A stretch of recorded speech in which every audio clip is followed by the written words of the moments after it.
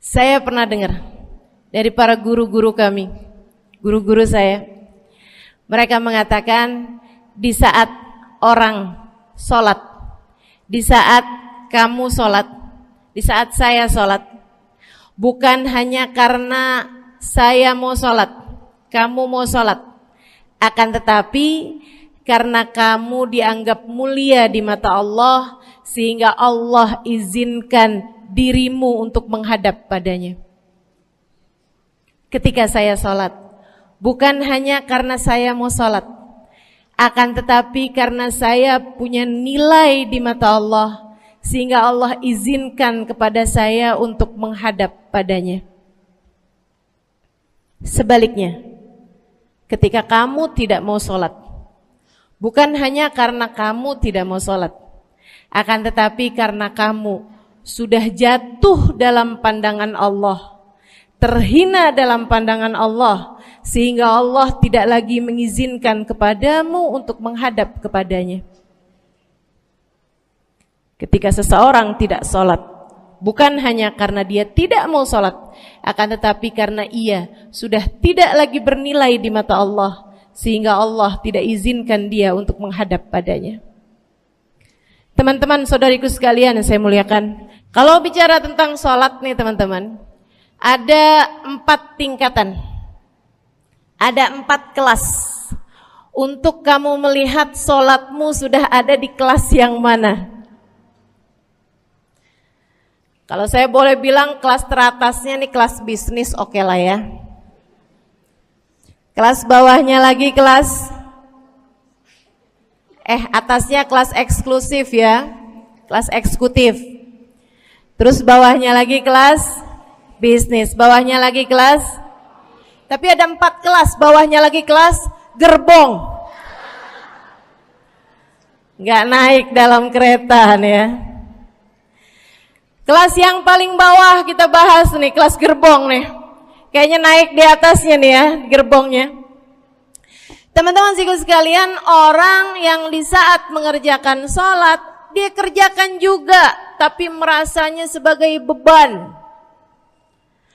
Ya ampun, udah maghrib aja, baru juga asar. Ya ampun, males banget dah. Ini gak ada rusuh nih. Kita kan lagi jalan-jalan nih, kita kan lagi belanja nih di Tanah Abang. Itu jamaah aja gimana sholatnya.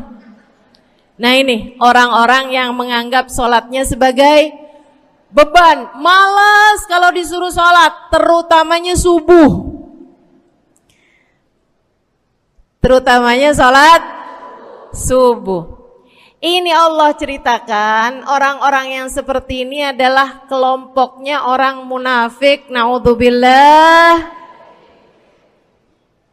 Alladzina idza qamu ila sholati qamu kusala. Orang-orang yang kalau disuruh sholat bangun juga sih, tapi malas banget.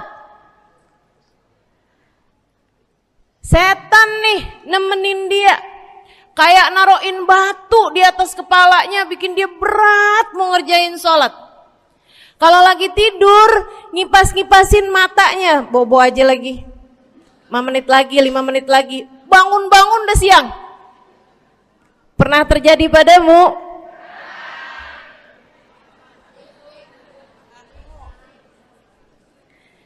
Jemur kunut. Bu, yang dijemur tuh jemuran aja, cucian aja. Jangan sampai jemur kunut. Kunutnya dijemur ya. Ketika ada seseorang yang disampaikan kepada Nabi Muhammad bahwasanya orang itu tidak bangun kecuali sesudah azan subuh, artinya enggak tahajud, artinya enggak bangun di sepertiga malam terakhir, bangunnya sesudah azan subuh. Nabi mengatakan padanya tentang orang itu, Nabi bilang pada para sahabatnya, inna syaitan bala fi udhunih, itu adalah orang yang telinganya dikencingin sama setan? Pada pernah dikencingin setan?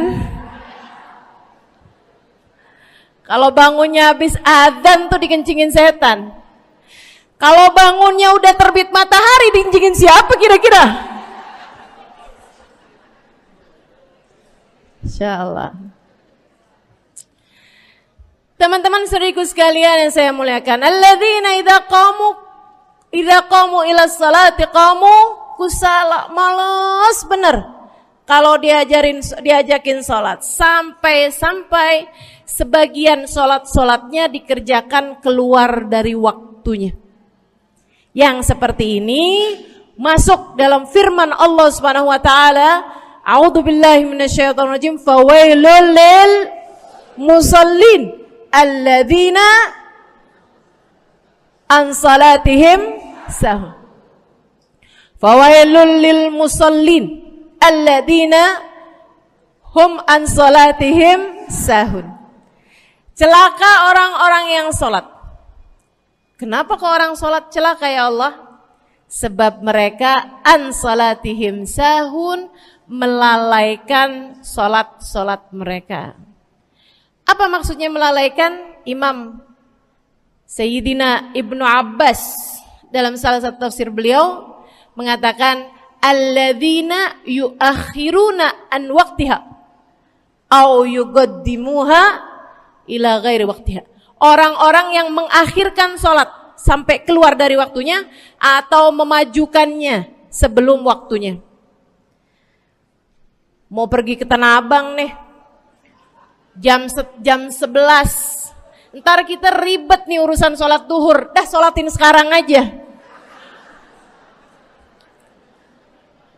Ini orang-orang yang fawailul lil musallin. Bu, sesibuk apapun dirimu, jangan pernah ninggal sholat.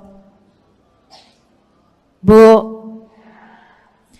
lagi ngerjain perkara penting apapun kamu, jangan pernah mengakhirkan sholat. Jangan pernah mengeluarkan sholat dari waktunya. Kenapa gitu? Karena bu, sholat itu urusanmu sama Allah. Gak ada yang lebih penting daripada itu. Gak ada yang lebih penting daripada itu. Siapa yang mementingkan Allah, dia bakal dipentingin sama Allah. Siapa yang meremehkan sholatnya, berarti dia telah meremehkan Allah. Siapa yang meremehkan Allah, dia akan diremehkan oleh Allah. Na'udzubillah min dzalik. Buat adik-adik jomblo, jangan pernah mau kawin sama orang yang gak sholat.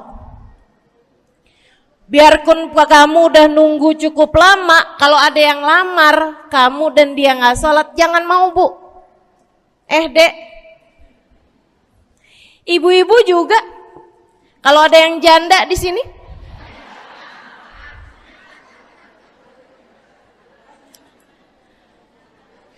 terus ada yang ngelamar kamu, walaupun di garasinya ada kijang,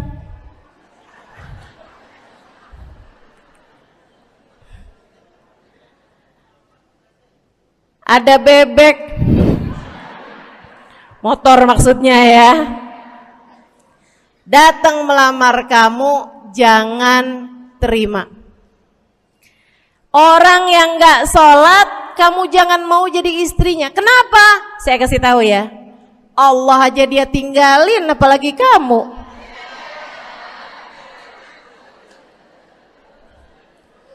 Allah aja dia tinggalin. Siapa yang tidak berguna baginya peringatan Allah, maka tidak akan berguna baginya peringatan dari siapapun. Tapi dia mencintai saya, Ustazah. Dia mencintai saya cinta mati katanya. Sekarang tungguin setahun 2 tahun, cintanya hilang, tinggal tinggal matinya. Tapi dia mencintai saya luar biasa Ustazah, dia tak sanggup hidup tanpa saya. Itu namanya cinta monyet. Tungguin 2 tahun, cintanya hilang tinggal.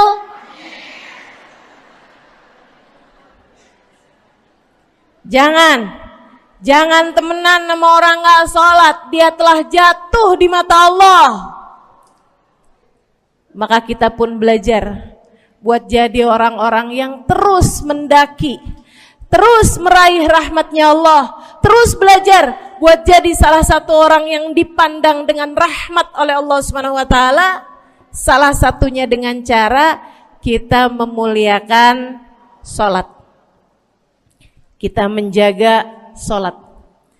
Jagain sholatnya, jangan masuk kelompok orang yang tadi itu sholatnya menjadi beban. Ini kelompok paling bawah nih. Naik ke kelas ekonomi. Tadi begitu ya? Kelas ekonomi, orang-orang yang sholatnya menjadi sebuah kewajiban. Dia kerjain, dia tahu itu wajib, dia gak akan tinggalin. Tapi sama halnya dengan kewajiban-kewajiban yang lain. Kita nih kalau mikirnya kewajiban, Bu, kalau gak diwajibin lagi seneng. Betul gak? Masih ada kayak beratnya gitu ngerjain sholat. Orang yang sholatnya dianggap sebagai kewajiban. Kayak anak-anak sekolah tuh, wajib pakai seragam, wajib ngerjain PR. Kalau 1 hari, besok enggak wajib pakai seragam. Ada nggak ya pakai seragam? Nggak ada. Nggak ada yang besoknya dipakai seragam. Terus tanyain, kenapa kamu tetap pakai seragam? Abisnya saya suka sama seragamnya. Nggak ada. Karena mereka menganggap pakai seragamnya adalah kewajiban. Sekolahnya sebagai kewajiban. Jadi giliran besok libur anak-anak, hore gitu. Ada orang-orang yang sholatnya dianggap sebagai kewajiban. Nggak ada yang nambah kalau kewajiban tuh. Sholat sunnah boro-boro, sholat wajib aja kalau bisa dibikin sesingkat mungkin akan dilaksanakan dengan cara yang sesingkat-singkatnya.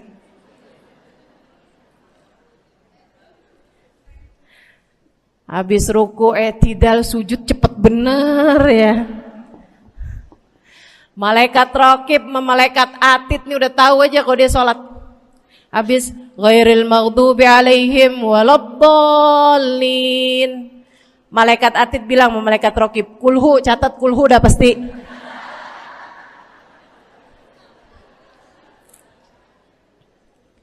Kulhu aja gak kelar-kelar. Teman-teman saudariku sekalian yang saya muliakan, sholatnya dianggap sebagai sebuah kewajiban. Nggak nambah dengan sunnah, namanya wajib. Kita naik lagi insyaallah. Sholatnya kita naikkan. Dari yang kewajiban, kita naik menjadi kelas bisnis. Sholatnya sebagai sebuah kebutuhan. Mudah-mudahan nih ibu-ibu, teman-teman semuanya yang sedang menyimak kajian pada hari ini, saya doakan, karena saya berharap saya pun juga didoakan agar menjadi salah satu orang yang sudah berada dalam tingkatan ini. Sholat kita tahu adalah kebutuhan kita. Sama kayak kebutuhan makan, Bu. Ibu kenyang nggak kalau makan nasi doang 2 piring? Kenyang. Siapa yang bilang nggak kenyang? Kalau kamu makan nasi doang sepiring, kenyang apa nggak kenyang? Kenyang. Akan tetapi pasti ibu-ibu mau nambah dah. Nambah apaan? Lauk. Nambah lauknya. Ada ikan asin, ada sayur asem. Langsung pada lapar nih. ada sambal, Masya Allah, ada tempe goreng. Udah Ibu ya, tetangga lewat kagak nyadar. Masya Allah. Teman-teman saya sekalian, kita nambah, bahkan udah kenyang pun kita masih cari lagi tambahan. Makanan apa nih yang bisa kita makan? Karena kita tahu makan adalah sebuah kebutuhan kita. Kita perlu sama makan. Kita butuh sama makan. Maka demikian pula dengan orang-orang yang sholatnya sudah dia tahu adalah sebagai sebuah kebutuhan. Cukup sih duhur 4 rakaat, dia nambah. Ada qobliyahnya, ada ba'diyahnya. Jam-jam 9 pagi nggak ada sholat wajib sih, tapi pengen ngemil, ya Bu ya, dengan cara kerjain sholat duha. Malam-malam abisnya isya, ampun mau tidur, ingat katanya Nabi, pesannya kepada Sayyidina Abu Hurairah, wasani habibi, kata Abu Hurairah, an utir qabla an anam. Kekasih saya Nabi besar Muhammad, kata Abu Hurairah, kasih pesan pada saya untuk jangan tidur sebelum sholat witir. Jadi habis kelar sholat isya langsung sambung sama witirnya. Dia tahu sholatnya adalah sebagai sebuah kebutuhan. Kebutuhan. Saya butuh untuk sholat karena saya butuh kepada Allah. Saya perlu sholat karena saya perlu kepada Allah. Saya perlu sholat karena saya tahu urusan saya sebesar apapun saya rasakan adalah kecil dalam pandangan Allah. Saya perlu sholat karena permasalahan dalam hidup saya yang saya rasakan sebesar gunung di atas pundak saya, di atas punggung saya, di hadapan Allah tak sampai seperti setitik debu yang mudah saja untuk dia angkatkan dari kehidupan saya. Maka kita pun menjadikan sholat sebagai sebuah kebutuhan. Lagi sakit, jangan ninggal sholat. Kenapa? Kamu menghadap kepada yang punya kesehatan. Lagi banyak utang, jangan ninggal sholat. Sama, jangan utang lagi. Karena kamu menghadap kepada pemilik segala kekuasaan, pemilik dunia dan akhirat, pemilik semua uang di atas muka bumi ini adalah Allah. Makanya Habib Ali Habsyi, penulis kitab Maulid Simtud Durar, yang tadi ibu-ibu baca maulidnya, beliau pernah bilang, ada dalam salah satu diwan beliau, diwan tuh syair-syair beliau itu ya, Ali idza kad marid syafahu fi'lus shalah la'alla syirrus sifa fi wad'i tilkal jibah. Kata beliau, Ali nih kalau lagi sakit, nih Habib Ali ya, beliau tuh padahal punya amal ibadah sangat banyak, tapi Habib Ali bilang, Ali idza qad marid syafahu fi'lus shalah. Ali nih kalau lagi sakit, sembuhnya sama sholat. Sembuhnya sama sholat. La'alla sirrus sifa. Rasa-rasanya memang Allah letakkan rahasia kesembuhan ada pada fi wad'itil kaljibah, terletakkannya jabhah kita, dahi kita di tempat sujud. Di sana semua permasalahan-permasalahan dalam hidupmu menjadi ringan. Saat kamu meletakkan dahimu di tempat sujud, kamu berbisik lirih kepada Allah, akan tetapi suaramu didengar sama yang punya arsy. Akan tetapi suara bisikanmu didengar segenap malaikat-malaikat yang ada di atas langit. Kemudian mereka mendoakanmu sehingga Allah mengatakan wasjud waqtarib, sujudlah kamu. Posisi sujudmu itu waqtarib akan membuatmu menjadi dekat dengan Allah Subhanahu wa taala. Sujudlah dan mendekatlah kepadaku, kata Allah. Agrab ma yakunul abad min rabbih fahuwa sajid, kata Nabi Muhammad. Fa'akthiru fihi du'a faqamin an yustajabulah. Tempat terdekat seorang hamba dengan Tuhannya adalah saat dia sedang sujud. Maka perbanyaklah doa dalam sujudmu, kata Nabi Muhammad. Doamu sangat mungkin diijabah oleh Allah. Apalagi kalau doanya kamu haturkan di sepertiga malam yang terakhir. Saat-saat di mana kebanyakan manusia di sekelilingmu yang lalai berada dalam tidurnya, berada dalam alam mimpinya.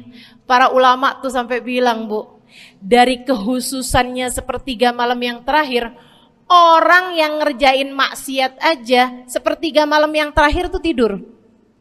Ibu gak pernah tahu orang-orang pulang diskotik jam berapa? Gak tahu ya, sama.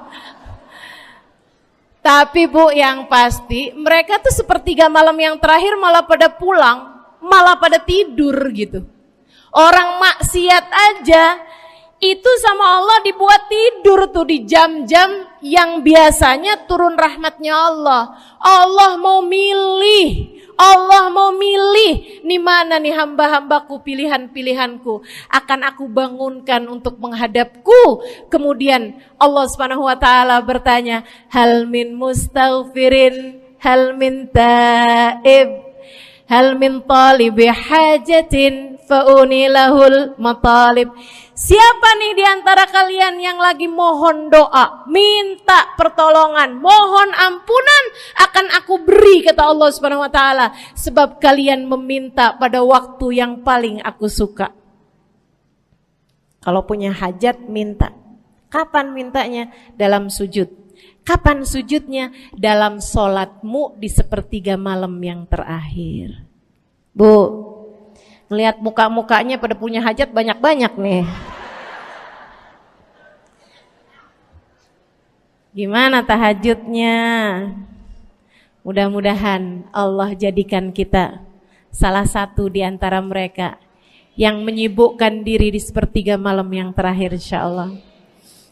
Sampai-sampai Bu ya, saya tinggal lama di kota Hadramut dulu. Orang-orang di Hadramut, orang awamnya, itu kalau mereka punya anak kecil umur 1 tahun, 2 tahun, 3 tahun tuh, punya anak bayi, balita gitu. Kalau mereka bangun di sepertiga malam yang terakhir, mereka akan membangunkan anak-anaknya walaupun buat main. Alasannya 2. Yang pertama, agar mereka terbiasa bangun di jam-jam segitu. Nantinya kalau besarnya mereka jadi udah kebiasaan bangun di jam segitu, gampang ngerjain tahajud. Alasan yang kedua, ibu-ibu sekalian, agar anugerah, karunia, rahmat, pemberian Allah yang Allah turunkan di sepertiga malam yang terakhir, anak-anak mereka pun berhak untuk mendapatkannya karena mereka tidak sedang dalam keadaan tidur dan dalam keadaan berjaga. Kan kebalik orang kita. Anak-anak kita, cucu-cucu kita kalau bangun jam segitu kita tidurin lagi, masih malam nak, masih malam. Mama masih ngantuk nak. Masya Allah. Ibu, saya punya ibunya guru saya. Saya punya guru salah satunya dan yang tercinta di hati saya, Sayyidil Habib Umar bin Hafid. Guru saya. Beliau punya ibu namanya Hubabah Zahra. Almarhumah, baru meninggal masa-masa deket pandemi. Ya Bu ya, baru aja beberapa tahun silam meninggalnya. Itu ibu-ibu sekalian punya anak kalau nggak salah 12. Kalau nggak salah 12 anak beliau. Laki-laki 5. Kalau saya nggak salah ya, mohon maaf kalau saya salah. Kemudian yang perempuan 7. Semuanya soleh-solehah. Semuanya Bu, jadi orang-orang yang luar biasa, yang terutamanya anak yang pertama yaitu Habib Ali Masyhur jadi mufti pada zamannya di Kota Tarim. Sampai wafatnya beliau masih sebagai mufti. Mufti itu Bu, permasalahannya umat semuanya ada di meja beliau untuk beliau selesaikan. Anak yang laki-laki yang paling kecil, Al Habib Umar bin Hafid, menjadi kita tahu semuanya ya, orang soleh, ulama, waliullah. Ibu-ibu sekalian, kita mau tahu nih, anak-anak soleh-solehah semacam itu ibunya kayak gimana gitu. Karena Bu, mohon maaf. Walaupun memang Nabi Nuh, nabinya udah soleh, anaknya nggak soleh. Kan begitu ya? Ada juga sih, tapi secara mayoritasnya Bu, buah jatuhnya tak jauh dari emaknya begitu, anaknya kurang lebih begitu. Anaknya begitu, emaknya biar kita nggak lihat gitu udah bisa ngebayangin kayak apa orangnya. Ibu-ibu sekalian, nih anak-anaknya Hubabah Zahra, Masya Allah semuanya. Kita mau tahu ibunya kayak gimana. Satu cerita aja tentang Hubabah Zahra. Ibu-ibu sekalian, anaknya cerita, Hubabah Zahra, Umi, anak perempuannya, dia bilang seumur hidupnya nggak pernah ninggal tahajud. Bu, dari awal balik sampai meninggal, tidak pernah meninggalkan tahajud. Jauh banget ya? Sama siapa? Tahajud semalam, seminggu libur. Kelakuan siapa itu? Hubabah Zahra gak pernah ninggal tahajud kecuali satu malam. Satu malam itu beliau tuh lagi ada hajat besar, maksudnya lagi kayak ada acara pernikahan, kemudian beliau juga kelelahan, kecapean, baru tidurnya juga jam-jam 2, jam-jam mau jelang pagi Bu ya. Kelewatan tahajud. Bangun pas azan subuh. Ibu, beliau bangun dengan gemeteran. Beliau bangun dengan menggigil padahal enggak musim dingin. Beliau bangun, azan, innalillahi wa inna ilaihi rajiun. Azan, astagfirullah, ya Allah, astagfirullah, azan, ya Allah, ampuni Zahra ya Allah, ampuni Zahra ya Allah. Anaknya cerita, hari itu aku tidak pernah melihat ibuku berlelehan air mata sepanjang hari lebih daripada hari tersebut.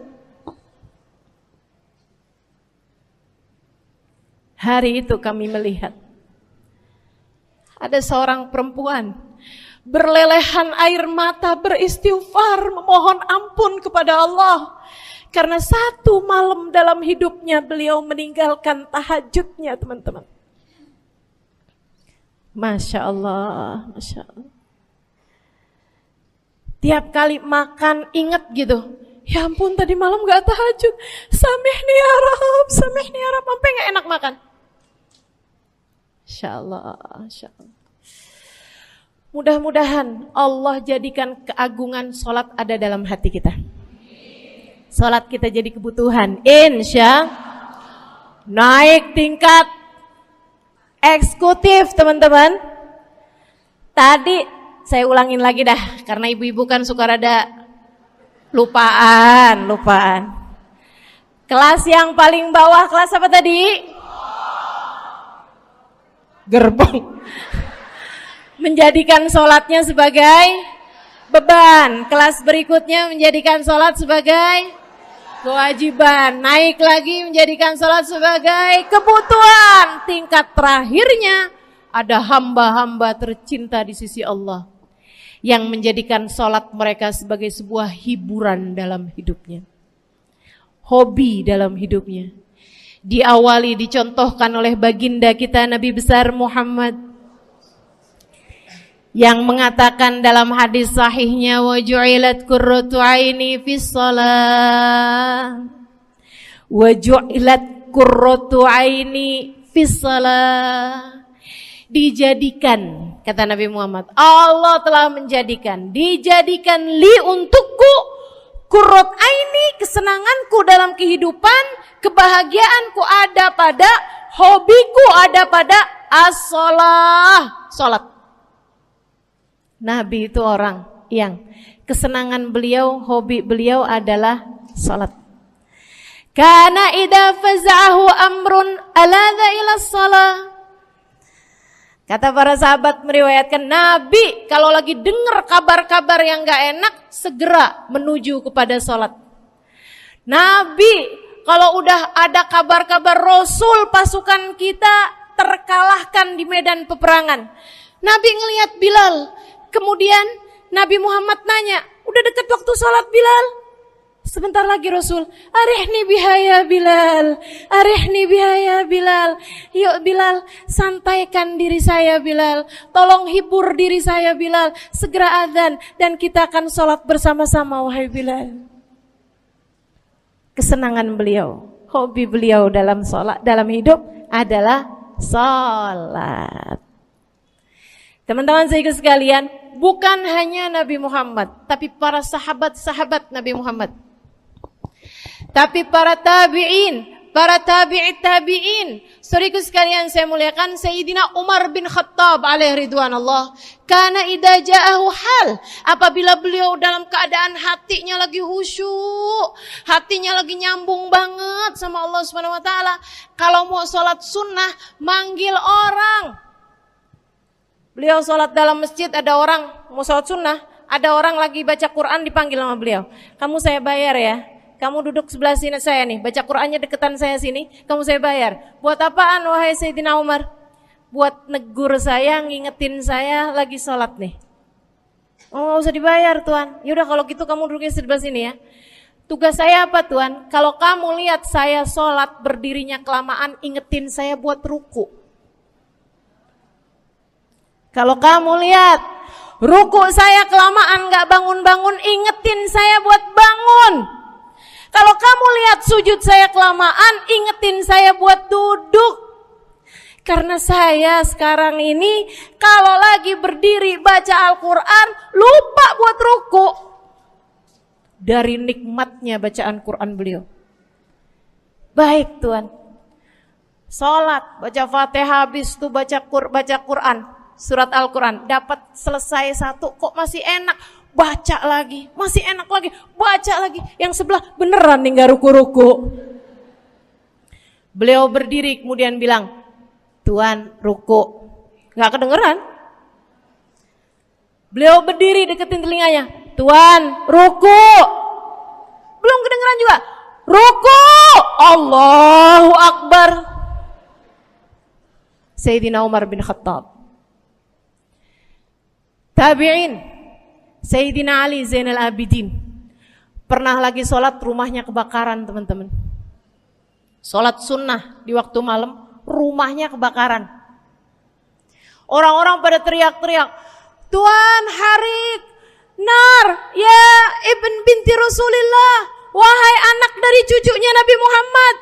Tuan, ada api di sekitarmu, Tuhan kebakaran, Tuhan kebakaran. Allahu Akbar, Sami Allahu liman hamidah, enggak lihat apa-apa. Habis selesai sholat baru lihat, kebakaran nih rupanya. Orang-orang pada bilang, kami sudah mengingatkanmu Tuhan. Apa jawab beliau? Al-hadni an-narul kubro. Di depan saya ada api yang jauh lebih besar, api neraka. Saya nggak lihat api sekecil ini. Masya Allah. Saudaraku sekalian yang saya muliakan, para ulama Allah Subhanahu Wa Taala. Terakhir saya mau ceritakan Sayyidil Habib Abu Bakar As-Sakran, penulis Wirid Sakran. Kalau teman-teman pernah tahu, beliau, saudaraku sekalian saya muliakan, dapat julukan As-Sakran, orang yang mabuk. Karena mabuk kepada Allah Subhanahu wa taala. Beliau pernah satu waktu kena penyakit di punggungnya. Beliau kemudian tanya sama dokter, kata dokter, "Wah, ini nih penyakit mesti diangkat, mesti dioperasi." Ya udahlah, operasiin saya. Disuguhin 1 gelas khamr di waktu yang telah ditetapkan untuk jadi waktu operasi. Apa ini? Khamr, minuman keras. Zaman itu belum ada obat bius. Dia bilang, "Ini buat apa?" "Khamr ini tuan, minuman keras ya, agar engkau enggak sadar. Jadi enak gitu kita ngoperasinya." Dia bilang, "Saya mau dengan kesehatan saya kepengen ngerjain taat kepada Allah, saya enggak mau. Saya dapetin kesehatan saya dengan cara mengerjakan yang diharamkan Allah, yaitu minuman keras. Saya enggak perlu ini." "Waduh, kalau gitu enggak bisa dioperasi tuan." "Kenapa soalnya?" "Ya nanti kan kesakitan, nanti susah operasinya gitu." "Oh gampang, kalau kalian pengen bikin saya enggak sadar, enggak perlu minuman keras." "Terus gimana?" "Operasikan kalau saya sedang sholat." Maka mulailah, dokter-dokter udah pada siap. Beliau lagi sholat sunnah ya bu ya, Allahu Akbar gitu. Mulai dokter buka baju belakangnya, mulai bu digunting kulitnya, digergaji tulangnya. Beliau bu mukanya meringis saja enggak. Beliau ruku, dokternya ikutan nungging. Beliau sujud, dokternya ikutan menunduk juga. Beliau sholat nikmat banget. Sampai beliau selesai dari sholat, beliau nanya sama dokter-dokternya, "Kenapa gak nurut tadi tuh waktu saya sholat mestinya operasi?" Kata dokter, "Udah selesai Bib dari tadi." Masya Allah. Radiyallahu ta'ala anhum wardahum. Ini bukan kelas-kelas kita. Saya cuma ceritain aja sama ibu-ibu. Bukan berarti ibu-ibu nanti pas waktu sakit bilang sama dokter-dokter gak usah dibius. Beda hati bu, beda hati. Ya bu ya, beda iman, beda semuanya kita sama mereka. Yang pasti, makanya saya kan yang ini gak doa nih. Pas yang kebutuhan tuh baru saya doa. Kenapa? Karena kayaknya tingkatan kita dah bu ya. Mentok dah di sampai kebutuhan itu dah. Insya Allah, mudah-mudahan Allah jadikan kita orang yang menjaga salat insya Allah. Di ayat-ayat sebelumnya Allah Subhanahu wa taala sedang menceritakan kenikmatan-kenikmatan yang Allah Subhanahu wa taala berikan kepada segenap umat manusia, mengingatkan. Kata Allah, "La ya'lamu man khalaq wa huwal latiful khabir." Bukankah kamu tahu? Kamu kan lihat siapa yang menciptakan manusia ini, yang menciptakan kalian semua. Dia adalah Allah, zat yang maha latif, maha lembut, al-khabir, zat yang maha mengetahui. Walladzi ja'ala lakumul arda dalulan famshu fi manakibiha wa kulu min rizqihi wa ilaihin nusyur. Dialah yang menciptakan bumi ini dalul. Bumi ini jinak, enggak keras sehingga sakit untuk dijalanin, enggak juga terlalu lembek sehingga susah buat dijalanin. Lalulan, bumi ini, tanah ini dijadikan oleh Allah Subhanahu wa taala jinak, enak buat dijalanin. Jadi kata Allah, famshu fi manakibiha. Kalau gitu jalan-jalan ke sana. Ya suruh jalan-jalan nih. Lah amin. Kayak lagi mau diajakin.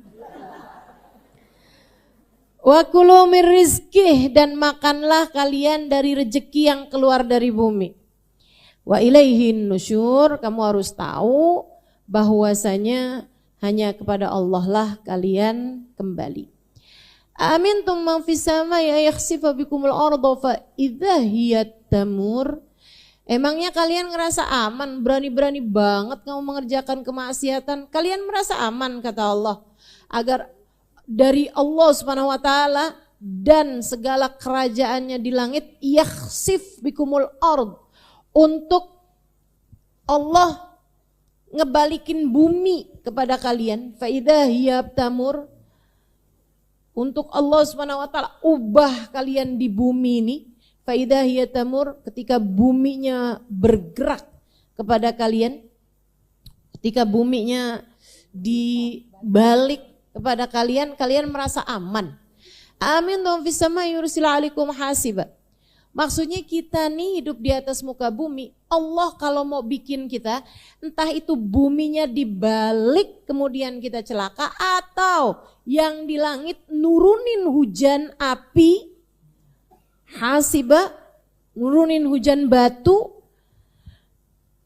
fasata'lamuna kaifa nadir. Kalian akan tahu bagaimana peringatan dari Allah Subhanahu wa taala, bagaimana dahsyatnya kekuatan Allah Subhanahu wa taala. Allah bisa banget mau dibalik buminya, atau Allah Subhanahu wa taala turunkan hujan batu dari langit, bisa banget.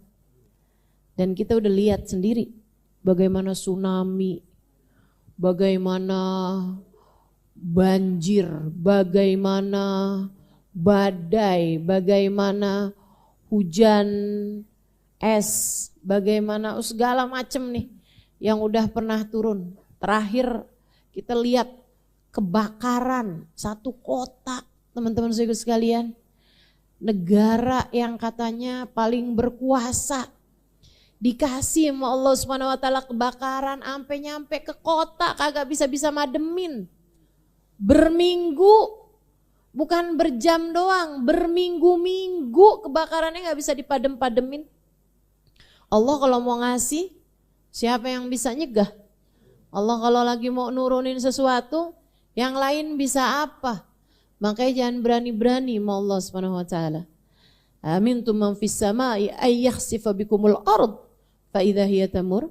Apakah kamu merasa aman bahwa yang di bumi, ketika kalian di bumi nih, buminya dibalik, kamu ngerasa aman apa? Kamu ngerasa aman kata Allah. Allah turunkan dari atas langit hujan batu. Bisa apa kamu kalau kayak begitu? Sata'lamuna kaifa nadhir. Kamu akan tahu betapa sangat dahsyatnya peringatan dari Allah Subhanahu wa taala. Walaqad kadzdzabal ladzina min qablihim fakaifa kana nakir. Walaqad, dan sungguh benar-benar. Nah, ini ada dua huruf taukid. Apa itu huruf taukid? Huruf taukid itu menunjukkan benar-benar gitu, nyata, sungguh-sungguh, dan itu didobelin. Artinya Allah lagi mau ngasih tahu benar-benar terjadi, tidak ada keraguan lagi di dalamnya. Walaqad kadzdzabal ladzina min qablihim. Orang-orang sebelum kalian, sebelum mereka nih, zaman terdahulu itu, mereka mendustakan hal-hal yang hal-hal yang aku ceritakan kata Allah. Mereka mendustakan bahwa Allah yang menciptakan segala sesuatu, sehingga akhirnya fakaifa kana nakir, lihat bagaimana peringatan yang aku berikan kepada mereka. Kita tahu bagaimana kaum Nabi Nuh ditenggelamkan Allah Subhanahu wa taala dengan banjir bandang sampai sepenuh bumi ini air semuanya. Nabi Allah Nuh alaihissalam ketika mendustakan nabinya, ketika mereka gak percaya sama Nabi Nuh bikin kapal, diledekin sama mereka. Nuh, kita ini gak punya lautan, sejak kapan kapalnya bisa lewat di daratan? Itu kamu mau dorong kapalnya Nuh? Sejak kapan bisa didayung di daratan? Dicontohin sama mereka, diketawain sama mereka. Tiap mereka lewat ngetawain kapalnya Nabi Nuh. Sama Nabi Nuh dibilangin, kamu sekarang ketawa, liatin ntar. Beneran teman-teman, Allah udah bilangin. Kita baca tuh kan ceritanya dalam Al-Quran. Bagaimana Allah SWT bilang, Nuh, entar tuh faida farut tenur. Nanti itu kalau dari dapur kamu tuh keluar air Nuh, segeralah naik. Naik ke atas kapal, kami akan tenggelamkan buminya, kamu bawa tuh semuanya. Rombongan orang-orang yang beriman bersama dengan keluargamu semuanya bawa. Nabi Nuh kala itu bilang, sama Allah Subhanahu wa taala. Saya setiap baca ayat ini luluh lantak rasanya hati saya. Teman-teman sekalian, Allah kok cerita emang luar biasa banget. Nabi Nuh tuh waktu dikabarin kami akan tenggelamkan bumi wahai Nuh.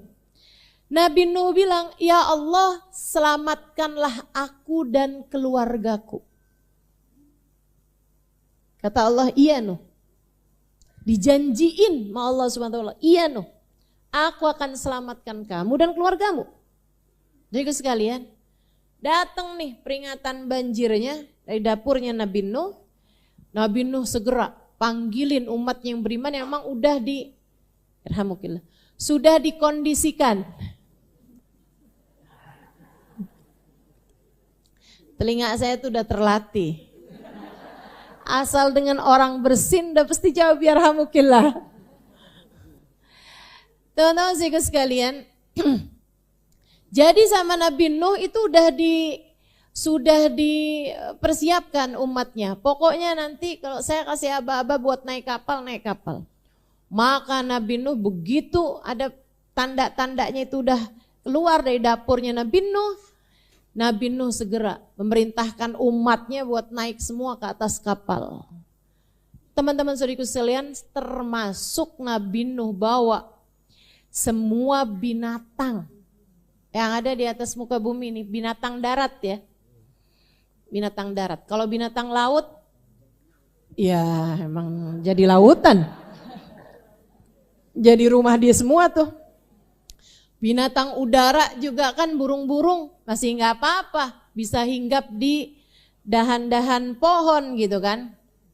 Atau di mana lah gitu, bisa keliling-keliling aja di atas laut gitu. Nah sementara nih yang binatang-binatang darat naikin semuanya tuh.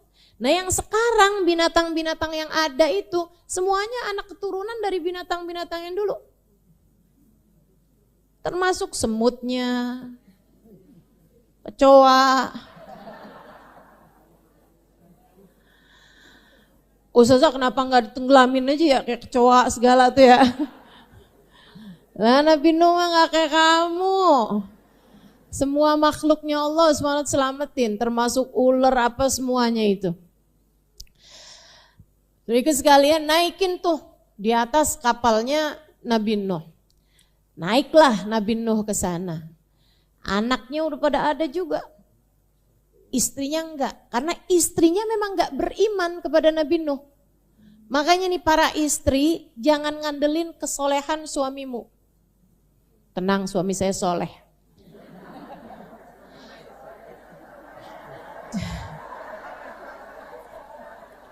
Suami saya soleh. Masa sih dia mau masuk surga ngebiarin saya di neraka? Bisa jadi. Kalau kamu nggak soleh juga, kalau kamu nggak soleha sih ya jangan ngandelin gitu, nggak bisa teman-teman. Bahkan selama ini saya yang masakin dia, saya yang ngurusin dia gitu kan. Ya belum tentu, tergantung gitu. Kamunya bagaimana gitu kan. Bahkan istrinya Nabi Nuh loh, kurang apa teman-teman sekalian, kurang apa? Istrinya Nabi. Nabinya bukan sembarang nabi, ulul azmi. Salah satu dari nabi yang terbaik, nabi yang paling mulia. Dari 5 nabi termulia diantaranya Nabi Nuh. Istrinya tenggelam bersama dengan yang tenggelam. Karena gak beriman. Karena memilih jalan lain selain jalannya Nabi Allah Nuh. Oke lah ya, istri gak beriman bukan termasuk bagian dari keluarga. Oke lah. Kita udah paham lah itu. Bagaimanapun kan istri suami ada mantannya. Tapi kan anak gak pernah ada mantannya dong. Gak ada kan ceritanya. Kok itu anak liatin kamu mulu. Oh mana? Yang mana? Tuh dia mantan anak saya tuh. Dulunya dia anak saya, sekarang udah enggak gitu. Enggak ada ceritanya anak mantan. Saudaraku sekalian, tahu-taunya nih Nabi Nuh udah mulai ada di atas kapal, air udah semakin naik, semuanya tuh mulai tuh kelihatan orang lari-lari, kemudian ketenggelaman sama air gitu kan. Nabi Nuh ngeliatin anaknya Kan'an. Panggil apa Nabi Nuh? Ya bunayyar kemana? Wahai anakku, naiklah bersama dengan kami. Anaknya bilang, Sa'awi ila jabalin ya'simuni minal ma'.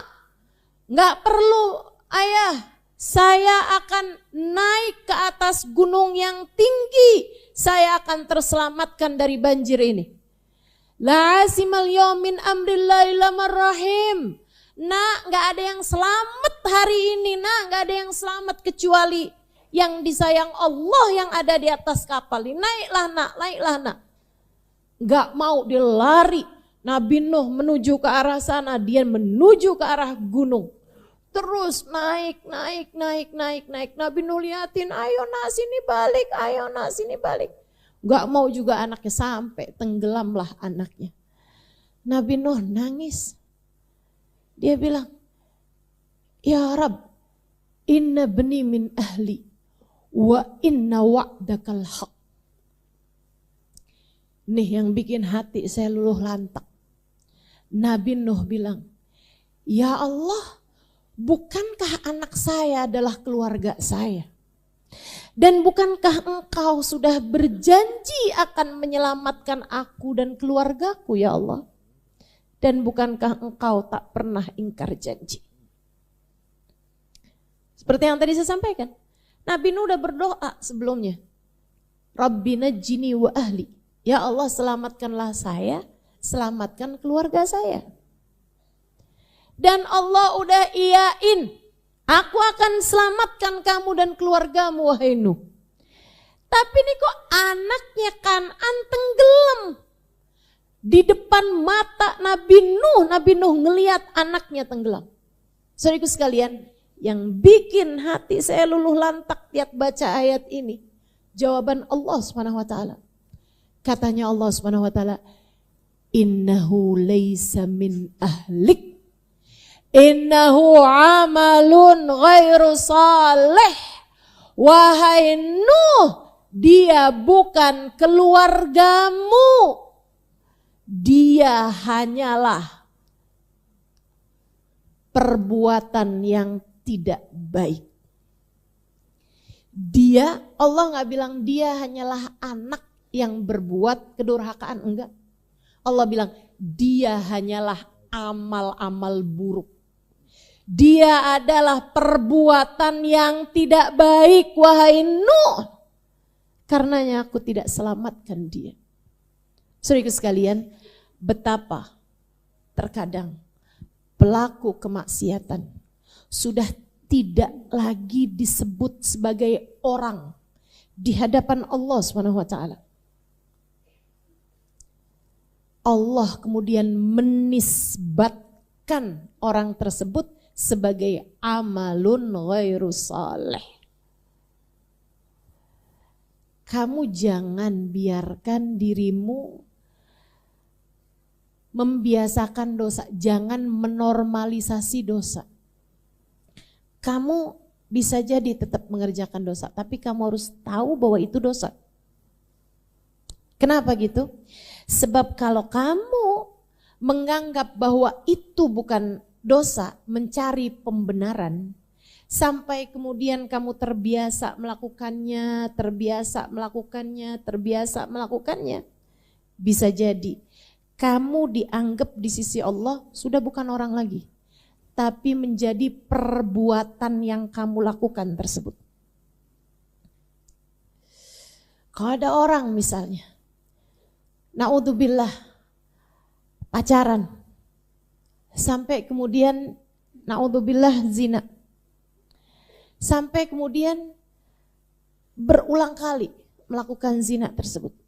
Itu kalau masih yang dia tahu bahwa itu dosa, sambil hatinya tetap menganggap bahwa itu dosa, dan hatinya tetap menganggap bahwa orang yang tidak melakukannya lebih baik, lebih mulia daripada dirinya yang tenggelam dalam dosa. Dia tahu bahwa itu dosa. Dia hanya terkalahkan dengan hawa nafsu.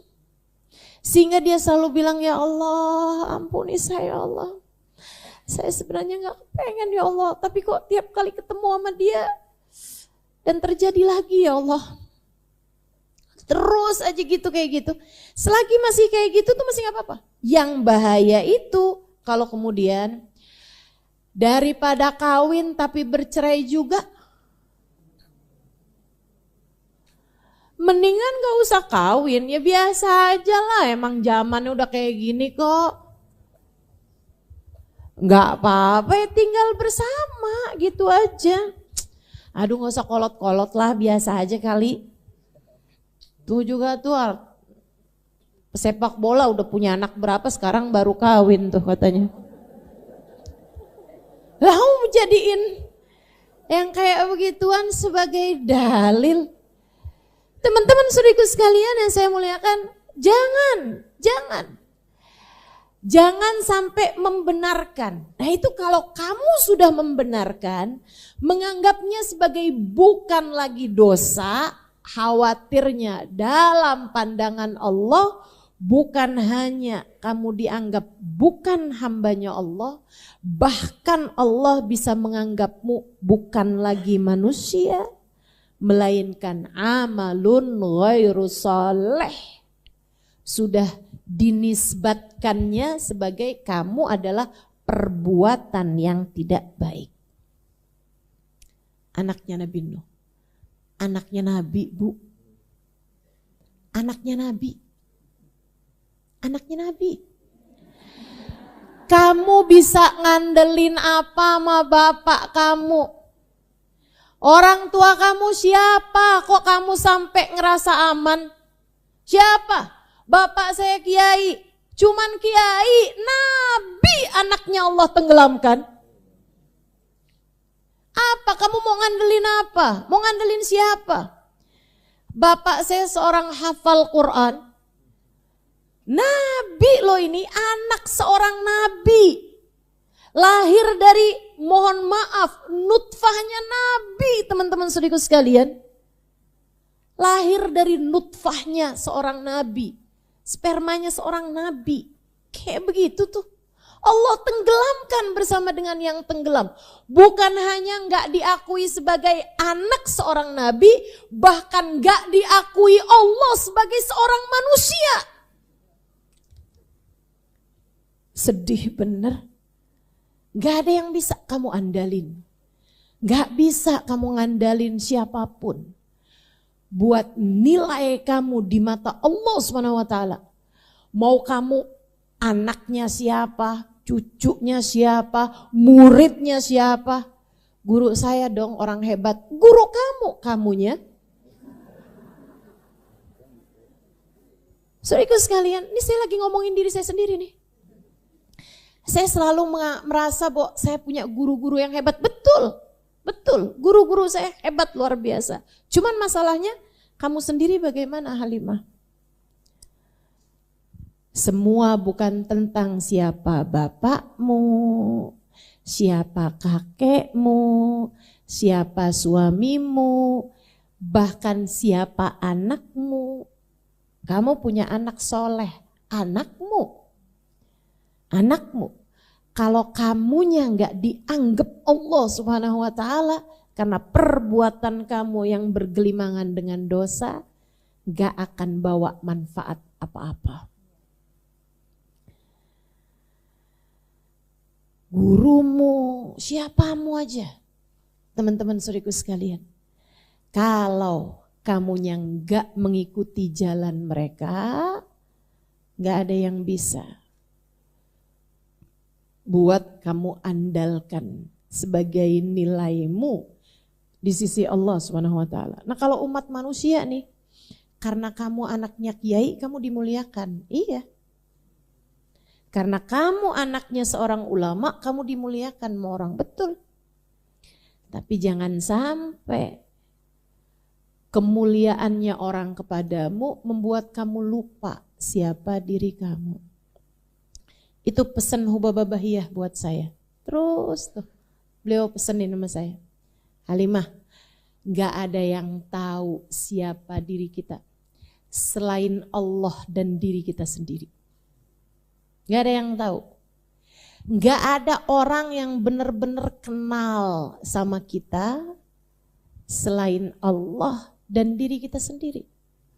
Jangan sampai penilaian orang kepadamu Halimah mengaburkanmu, membuatmu kabur, samar melihat dirimu sendiri. Orang hanya lihat saternya Allah Subhanahu wa taala, penutupan aib dari Allah Subhanahu wa taala. Orang hanya lihat bagus-bagusnya kita aja. Tapi yang lebih daripada itu kita yang tahu. Hati kita jelek-jeleknya kita yang tahu. Betul? Suudon-suudonnya hati kita, buruk sangkanya hati kita, siapa yang tahu? Kita sendiri yang tahu. Kamu jangan kegeeran dibilangin orang, wih solehah banget ya. Kamu yang tahu betapa kalau malam-malam mau bangun tahajud, mata sepet bener mau dibuka. Iya. Yang bilang 5 menit lagi dah, 5 menit lagi deh. Terus kamu tidurin, tiba-tiba bangun udah subuh. Iya kan? Jangan kegeeran kalau dibilangin orang solehah, kamu yang tahu siapa diri kamu. Kamu yang tahu siapa diri kamu. Yang besok mau puasa dikenyangin dari hari ini.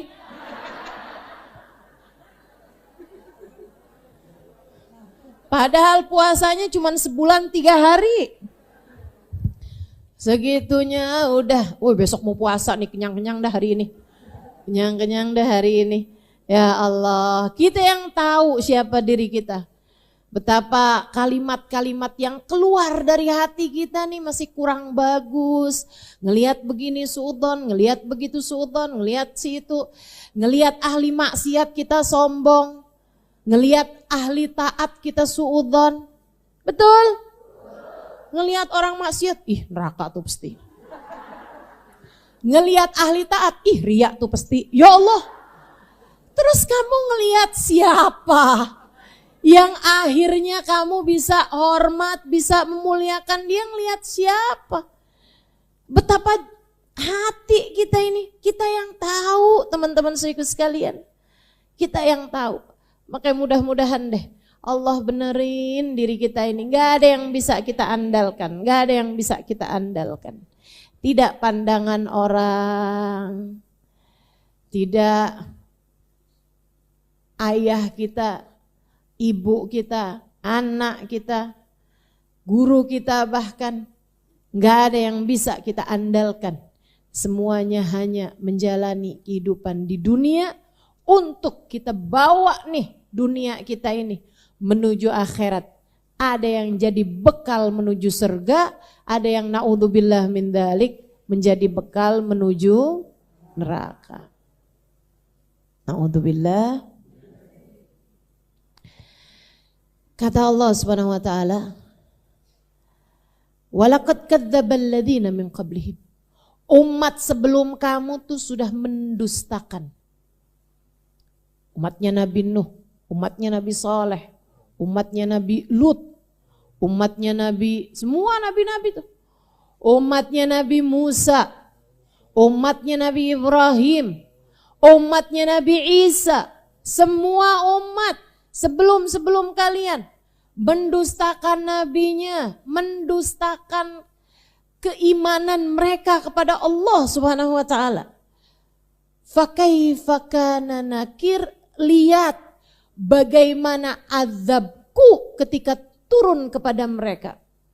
Lihat bagaimana peringatan yang aku berikan kepada mereka, kata Allah Subhanahu wa taala. Ada yang selamat? Enggak. Enggak ada yang dibiarkan selamat. Nah, umat Nabi Muhammad, nabinya doa tiap malam. Ya Allah, umat saya kalau lagi ngerjain dosa, tungguin ya Allah, tungguin. Jangan turunin azab ya Allah, tungguin. Jangan dulu diturunin azab ya Allah. Yang kafir Muhammad, yang kafir gimana? Jangan ya Allah, jangan turunkan azab kepada mereka.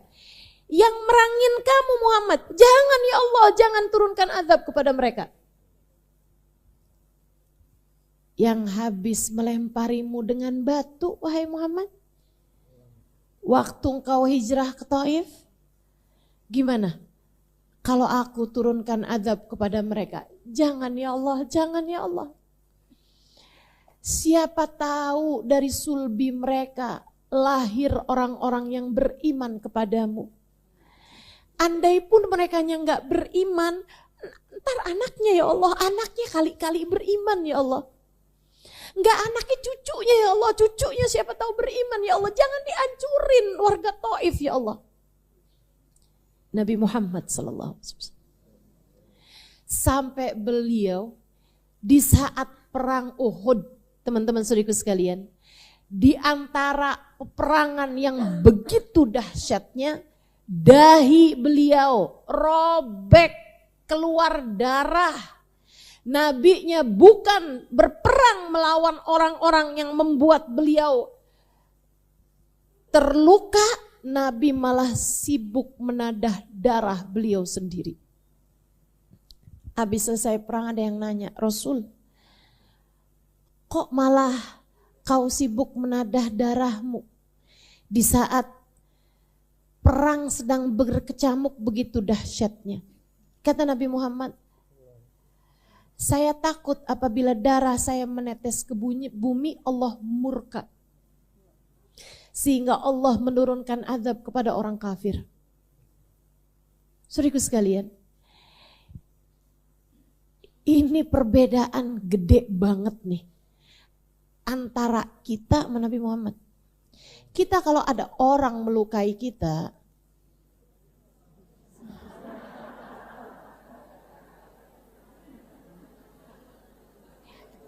kayak apa ya, kayak lidah kita jadi kayak ringan banget buat ngedoain buruk gitu buat mereka. Betul gak? Ya Allah, ya Allah. Siapa aja gitu yang kayaknya jahat sama kita gitu, seenggaknya kita ngerasanya kayak begitu, itu udah langsung aja, gue sih maafin ya di dunia, tar di akhirat. Ada lagi yang suka ngomong kayak gini nih, tar sih kalau di akhirat saya mau tuntut dia di hadapan Allah. Ada yang sambil ngomongnya itu ya, pakai kayak gini loh, entar nih kalau mau lewat jembatan Sirat,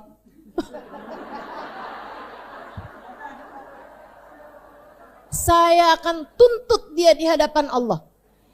Tunggu dulu nih, kamu panitia akhirat bagaimana nih? Kok kayak segala sampai bisa mastiin sebelum lewat jembatan Sirat?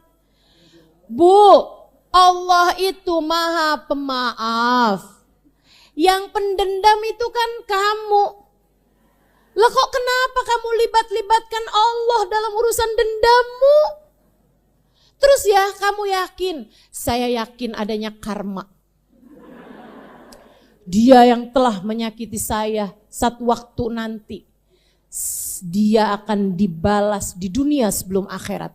Oke, kalau kamu yakin adanya karma, bisa jadi yang sekarang ini adalah merupakan karma kamu. Kamu dulunya pernah berbuat jahat sama orang, sekarang kamu dijahatin sama orang. Kan bisa begitu. Kenapa sama orang kamu sebutnya bakalan dapat karma, sama kamu kagak? Ini cara mikir kita nih. Nabi Muhammad bahkan sama orang kafir, Nabi Muhammad gak mau kalau orang kafir tersebut diturunin azab. Masa kamu sama-sama orang Islamnya kok malah berharap mereka diturunin azab sama Allah? Hanya karena dia bikin hajatan kamu gak diundang?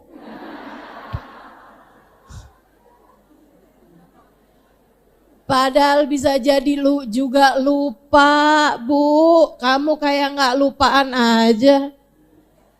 Betul gak? Kadang-kadang nih ya kalau lagi hajatan kan urusan banyak. kali bukan karena dia sebel sama kamu, emang karena lupa aja. Lagian ya Bu ya, kalau diundang kan mesti ngamplopin.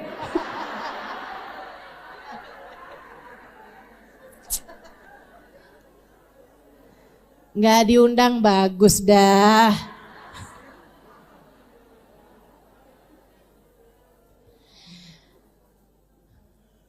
Walaqad kadzdzabal ladzina min qablihim fakaifa kana nakir. Nah, umat yang terdahulu nih, makanya Allah sebutinnya umat yang terdahulu mendustakan. Sehingga akhirnya kami segera turunkan azab kepada mereka. Umat Nabi Muhammad enggak gitu. Enggak gitu umat Nabi Muhammad. Karena doanya Nabi Muhammad minta di ta'jil, minta dientar-entarin, minta di nanti-nanti aja. Ya Allah jangan, tunda aja ya Allah, tunda aja. Siapa tahu ntar dia taubat ya Allah, siapa tahu ntar dia baik ya Allah, siapa tahu ntar dia masuk Islam, siapa tahu, terus begitu tuh Nabi Muhammad, husnudzon. Karena rahmat yang ada di dalam hati beliau, semoga kita ketularan sama rahmatnya Nabi Muhammad sallallahu alaihi wasallam insyaallah, amin. Ya Rabbal Alamin. Kan pantas-pantasnya kan, kelebihannya Nabi itu kan ditularkannya sama umatnya. Saya mah kalau doa gitu, ya Allah tularin apa ya Allah. Lagian kalau nggak ditularinnya kita umatnya, siapa lagi ya Allah. Minta ditularkan kebaikan-kebaikannya Nabi Muhammad sallallahu alaihi wasallam. Sebab kita umatnya, tentu umatnya yang paling pas buat diturunin kebaikan-kebaikannya Nabi besar Muhammad sallallahu alaihi wasallam. Awalam yarau ila at-tayr fawqahum safati wa yaqbidna ma yumsukuna illa rahman innahu bikulli syai'in basir. Awalam yarau ila at-tayr, apakah mereka yang enggak beriman ini enggak lihat apa ke burung yang lagi terbang, fauqahum di atas mereka, safatin mengembangkan sayap mereka, wayaqbidun dan ini mengembang, ini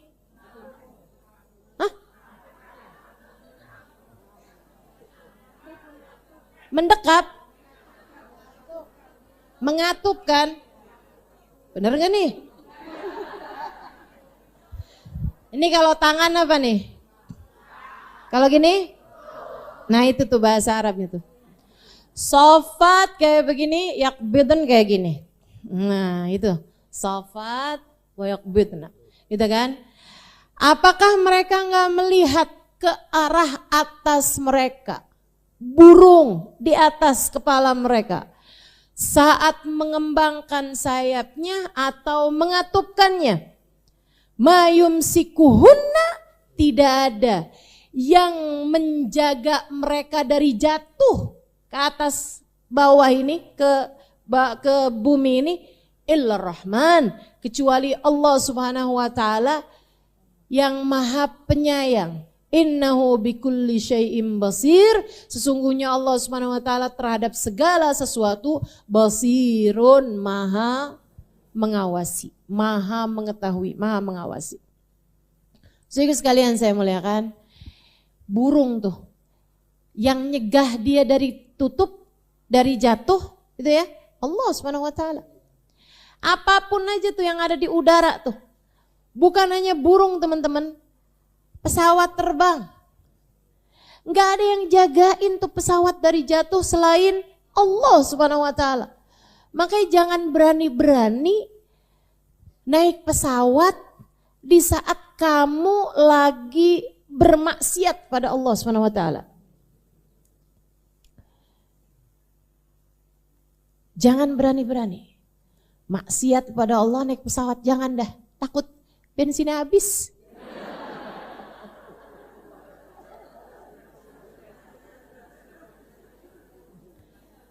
Ya kan?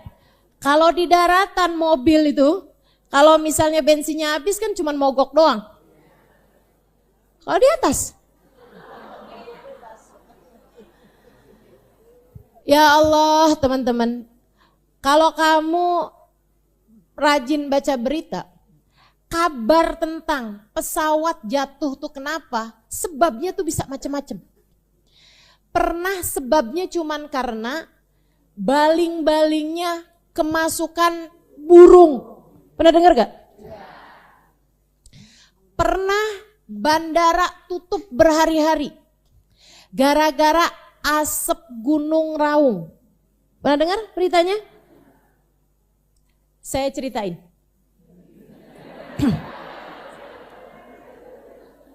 Asap Gunung Raung, itu ya. Ceritanya, saya ini lagi mudik ke Banyuwangi. Suami saya orang Banyuwangi, saya lagi mudik nih sama udah mulai sore, maaf ya. Udah sore ini ngomong kelibet-libet nih. Mudiklah saya sama dia. Nah, saya harus segera pulang ke Jakarta lebih awal dari dia. Jadilah saya pesen tiket pesawat. Pagi itu saya udah dianterin nih menuju ke bandara. Mana keluarga kami itu kayak keluarga dari kampung lainnya. Yang kalau mau ke bandara kayak orang mau pergi haji.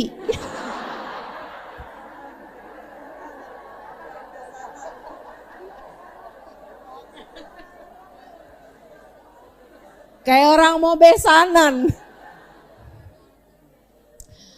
Dianterin lah ke bandara, di tengah jalan dapat kabar bandaranya tutup.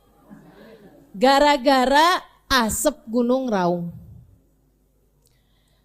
Gunung Raung betul itu ya namanya ya. Udah akhirnya kita pun balik tuh. Dari menuju bandara nggak jadi balik lagi. Tapi saya harus segera pulang hari itu. Akhirnya suami saya bilang, oke, kamu saya naikin pesawat dari Denpasar. Baiklah kalau gitu. Cari-cari tiket, ada tuh. Berangkatlah saya naik kapal laut. Nah, suami nih. Di atas kapal tuh kita liatin kan, mesti keluar dari mobil tuh kan. Di atas laut tuh. Saya bilang sama suami saya, asap Gunung Raung itu kayak apa sih? Akhirnya suami saya bilang kayak gini, kayak itu tuh Halimah. Jangan-jangan itu. Terbang teman-teman asapnya. Saat itulah saya dapat kabar nih. Kalau ternyata Bandara Denpasar tutup. Allahu Akbar.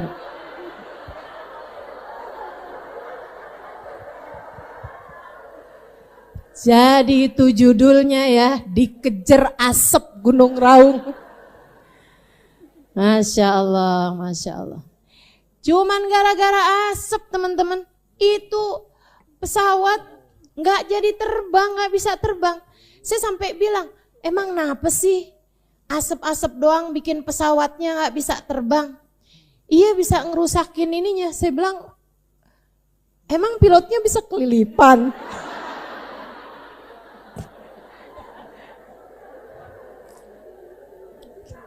Ya Allah, ya Allah.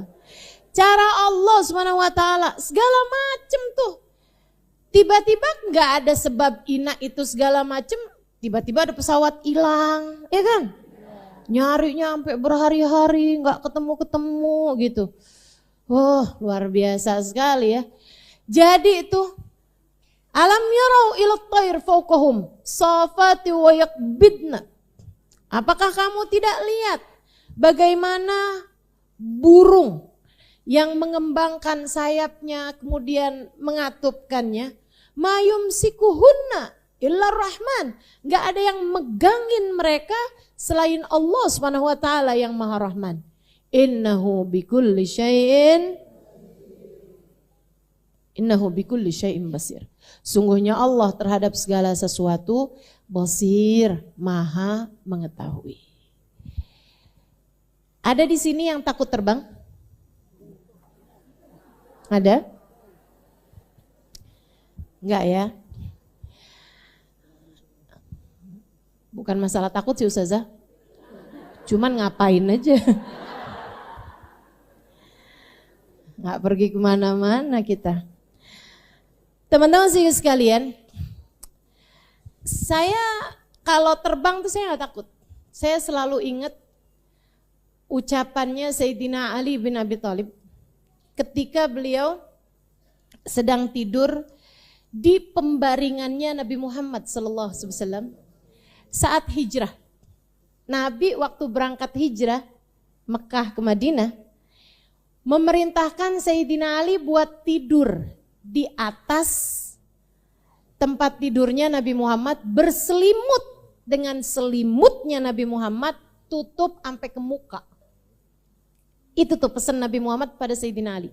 Di hari yang orang-orang kafir berkumpul untuk membunuh Nabi Muhammad SAW, ketika kabar Nabi Muhammad akan berangkat hijrah bocor. Ada orang-orang munafik yang membocorkan kabar tersebut, sehingga akhirnya berita tersebut kedengaran sama kaum kafir Quraisy. Mereka meeting, rapat, diputuskan mereka akan berjaga di sekitar rumah Nabi Muhammad. Begitu Nabi Muhammad keluar, Nabi Muhammad akan dibunuh dengan pedang mereka bareng-bareng keroyokan. Sehingga nggak bisa dituntut darahnya kepada seorang pun di antara mereka. Akhirnya mereka akan disuruh membayar 100 ekor unta. Mereka akan siapin 100 ekor untanya. Katanya gitu. Saudara sekalian, Nabi nggak batalin. Walaupun Nabi tahu, Nabi nggak batalin. Tetap diperintahkan Allah buat pergi malam tersebut. Nabi panggil Sayyidina Ali. Ali, nam ala firashi. Wahai Ali, tidurlah di atas tempat tidurku dan tutupilah badanmu dengan selimutku. Tutupilah seluruh tubuhmu dengan selimutku. Sayyidina Ali nggak bilang, Hasan Hussein masih kecil Rasul. Kesian mereka kalau harus jadi yatim. Itu kan direncanakan mau dibunuh loh Bu. Tutupan pakai selimut, kalau kemudian ditebas batang lehernya, lagi tidur kayak gitu. Ya Allah. Saudaraku sekalian yang saya muliakan, tidurlah Sayyidina Ali malam hari tersebut dan kita tahu ceritanya. Mereka Allah Subhanahu wa taala jadikan tidur ketika Sayyidina Ali, ketika Nabi Muhammad baca surat Yasin, wa ja'ala min baini aydihim sadda wa min khalfihim sadda faghshaynahum fahum la. Kami jadikan di depan mereka ada penghalang, belakang mereka ada penghalang, kemudian mereka pun gak ada yang bisa lihat. Jadi mereka tidur semua, Nabi Muhammad jalan lenggang sampai ke rumahnya Sayyidina Abu Bakrin Siddiq. Saudara sekalian, yang saya mau ceritain sama kamu, Sayyidina Ali tuh pernah ditanya sama orang, wahai Sayyidina Ali, gimana rasanya tidur di pembaringan Nabi, berselimut dengan selimut Nabi di hari yang orang bersepakat untuk membunuh Nabi Muhammad sallallahu alaihi wasallam. Kamu nih kayak ditumbalin nih sama Nabi Muhammad. Tidur kamu tuh rasanya kayak apa? Apa jawab Sayyidina Ali? Saudara sekalian, Sayyidina Ali bilang, saya tidak pernah tidur lebih lelap daripada malam itu.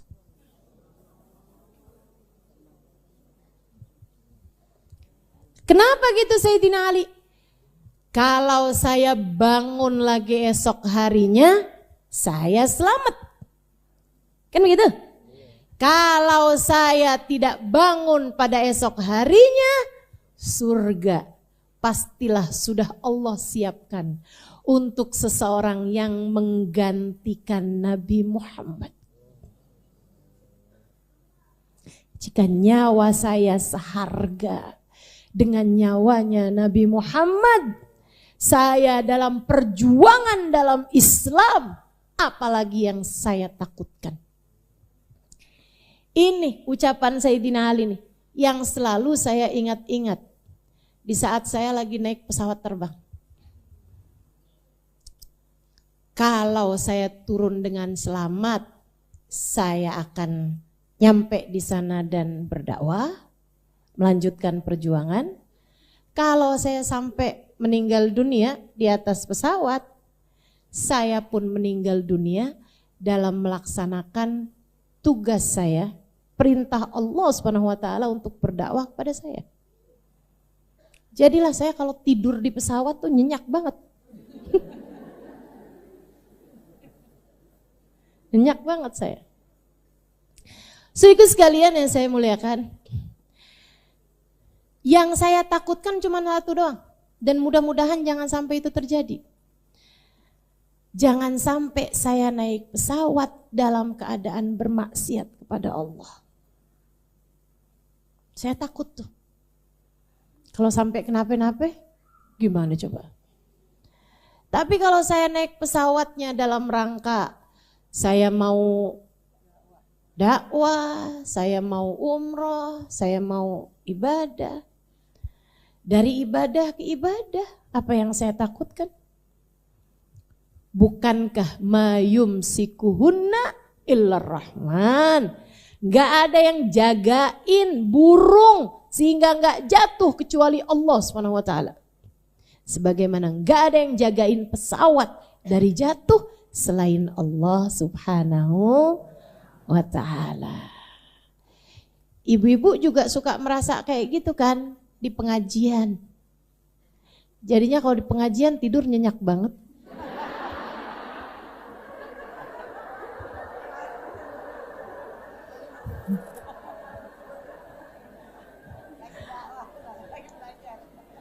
Lagi ibadah saya. Kalau ada apa-apa kan ibadah saya. Jadi tenang saya. Dari tenangnya sampai yang ngantuk banget sih ini. Enak banget nih dipakai tidur. Ayo bangun, bangun. Amman hadzal ladzi yarzuqukum in amsaka rizqah. Oh bukan. Amman hadzal ladzi huwa jundul lakum yansurukum min dunir rahman. Inil kafiruna illa fi ghurur. Adakah sesiapa yang dapat menjadi tentara, yang dapat membantumu, yang dapat menolongmu min dunir rahman, selain Allah Subhanahu wa taala yang Maha Rahman? Inil kafiruna illa fi ghurur. Sesungguhnya orang-orang kafir berada dalam keadaan tertipu. Berada dalam keadaan tertipu. Siapakah yang akan menjadi tentara bagimu, yang dapat membelamu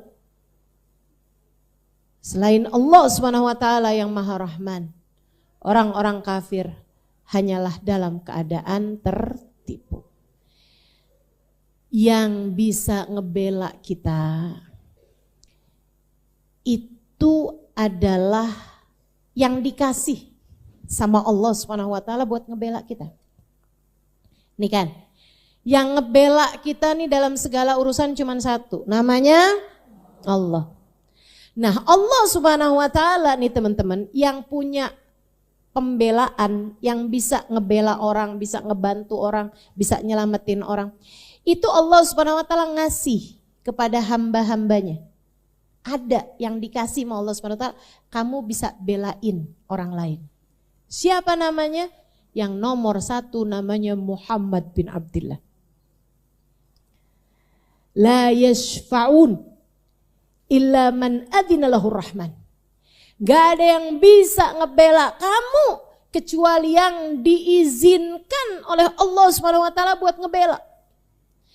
Dialah yang mengatakan ana sahibus syafa'atil udhma. Akulah sang pemilik syafaat terbesar. Akulah, kata Allah. Pembelaanku, ngebela kalian, syafa'ati li ahlil kabair min ummati. Syafaat aku itu bisa nyampe kepada bahkan pelaku dosa besar dari umatku. Ini kamu mesti ngelihat umat Nabi Muhammad dengan cara lihat seperti ini. Nabi Muhammad bilang, syafaati li ahlil kabair min ummati. Syafaatku nyampe kepada umatku bahkan yang pelaku dosa besar sekalipun. Kamu kalau ngelihat orang ngerjain, umat Nabi Muhammad, orang Islam. ngeliat orang ngerjain dosa besar. Tapi dia orang Islam, jangan main-main. Jangan kamu bilang, neraka nih udah pasti. Jangan. Mau apapun aja dosanya. Kenapa gitu? Karena Nabi Muhammad bilang, syafaati li ahlil kabair min ummati. Syafaatku nyampe kepada pelaku dosa besar dari umatku. Kamu harus tetap punya pemikiran, siapa tahu dia dapat syafaatnya Nabi Muhammad. Siapa tahu. Selagi dia masih beriman, selagi dia masih Islam, masih punya kemungkinan besar buat disyafaatin sama Nabi Muhammad sallallahu alaihi wasallam. Kamu kalau udah disyafaatin sama Nabi, teman-teman sekalian, urusan kamu beres. Enggak hanya di akhirat, tapi dimulai sejak di dunia. Itu kayak Allah lagi ngasih lihat sama kamu nilai DP. Bahwa kalau kamu minta kepada Allah, jalur syafaatnya Nabi Muhammad sallallahu alaihi wasallam itu dekat dengan ijabah. Makanya saya sarankan kepadamu untuk jangan jauh-jauh dari sholawat kepada Nabi Muhammad. Jangan jauh-jauh dari sholawat kepada Nabi Muhammad sallallahu alaihi wasallam.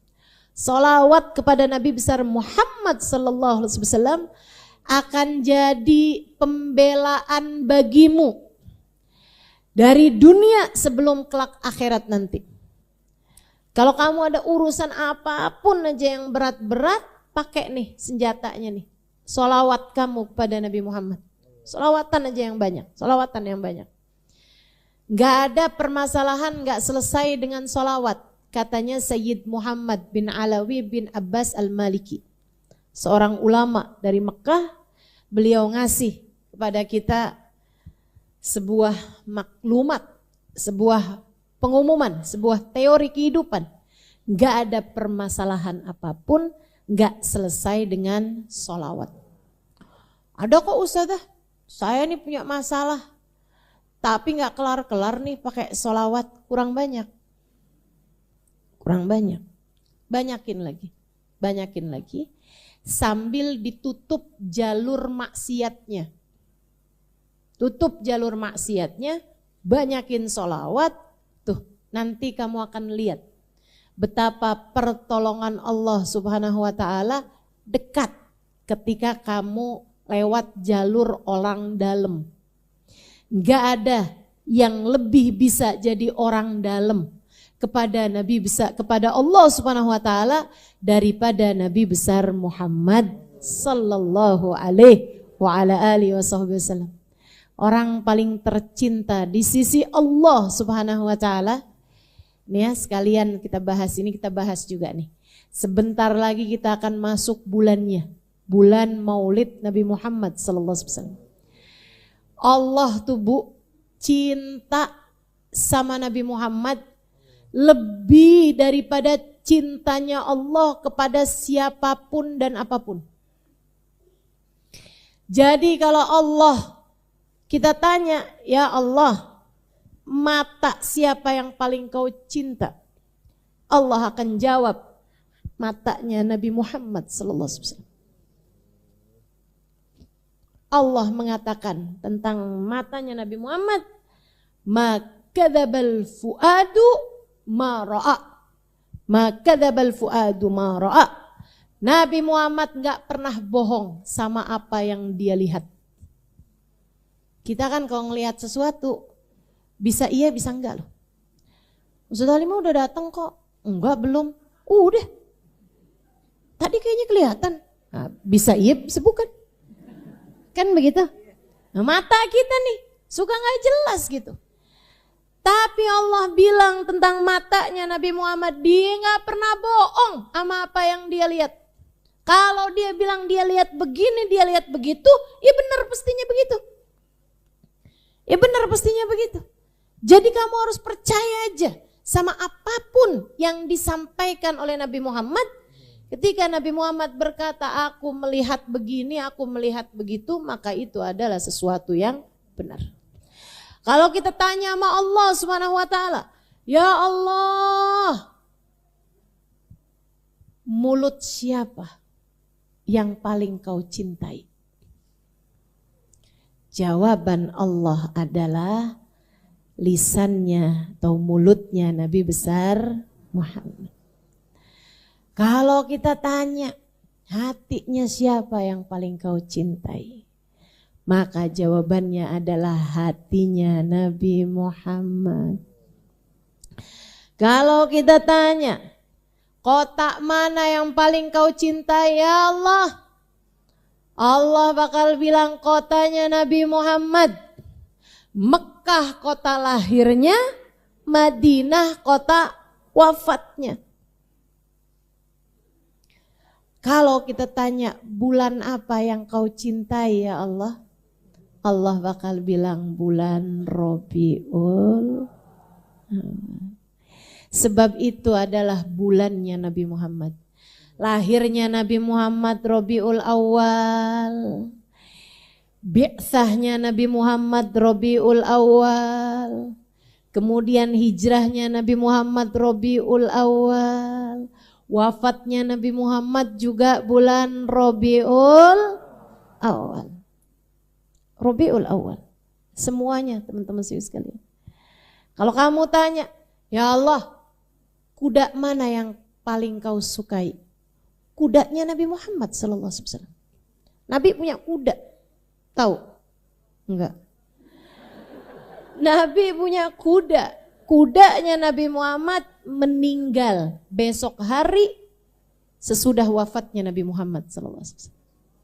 Gak sanggup kudanya. Oh Tuhan saya udah meninggal ya, nyusul aja dah, nyusul. Meninggal. Termasuk untanya Nabi Muhammad Al-Quswa itu juga gitu.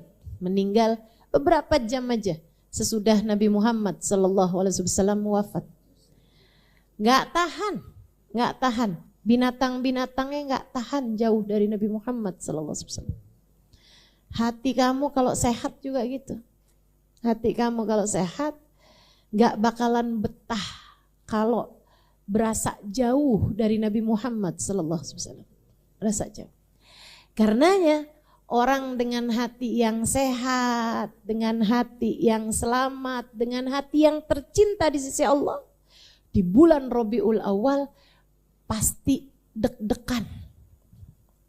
Deg-degannya itu deg-degan seneng. Kayak lagi nungguin hari pernikahan buat yang udah kepengen nikah. Gitu ya. Udah ditentukan nih tanggal nikahnya deg-degan. Gitu kan? Deg-degan ya Allah. Ih, bulan Maulid nih. Seneng dah saya. Kenapa gitu? Qiyam bareng, baca sholawat bareng. Yang gak ngerasain, gak tahu ngapain situ. Orang Jakarta lebay banget dah. Apalagi orang Tebet. Kalau masuk bulan Maulid, ya ampun, jam 2 pagi.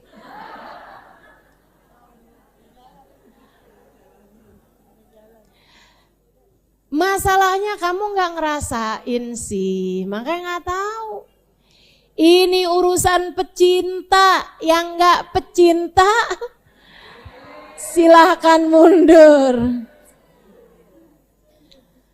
Emang lain urusan pecinta gak bisa dibahasain dengan kata-kata teman-teman. Cinta.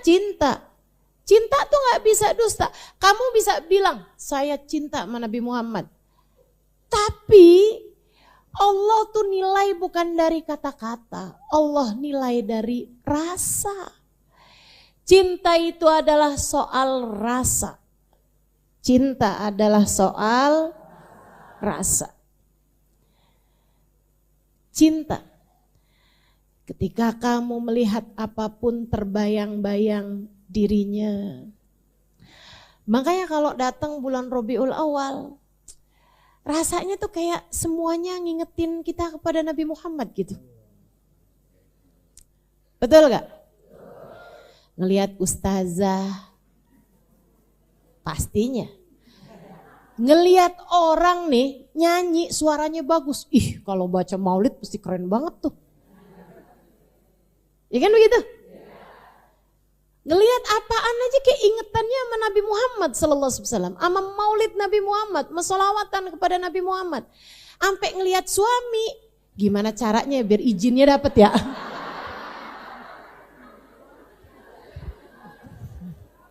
Mesti baik-baikan nih sama suami nih bulan Rabiul Awal nih.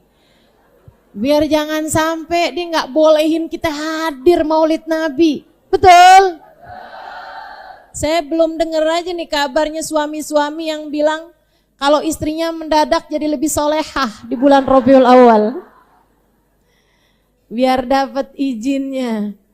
Masya Allah. Semua hal mengingatkan kita kepada Nabi Muhammad sallallahu alaihi wasallam. Ngelihat masjid inget. Itihad kapan ya? Padahal yang lagi dilewatin bukan masjid Itihad. Istiqlal kapan ya Istiqlal? Gitu. Subhanallah, emang cinta tuh bisa begitu. Cinta bisa begitu. Ngelihat apapun. Teman-teman sekalian, para sahabat tuh kayak begitu. Ngelihat bulan. Anta syamsun, anta badrun. Anta nurun fauqa nuri. Kan begitu. Ngelihat permata berkilau. Anta iksirun wa ghali, anta misbahun sudur. Engkau adalah matahari, terang benderang, menyinari hati kami. Tapi di saat yang lain engkau juga seindah rembulan.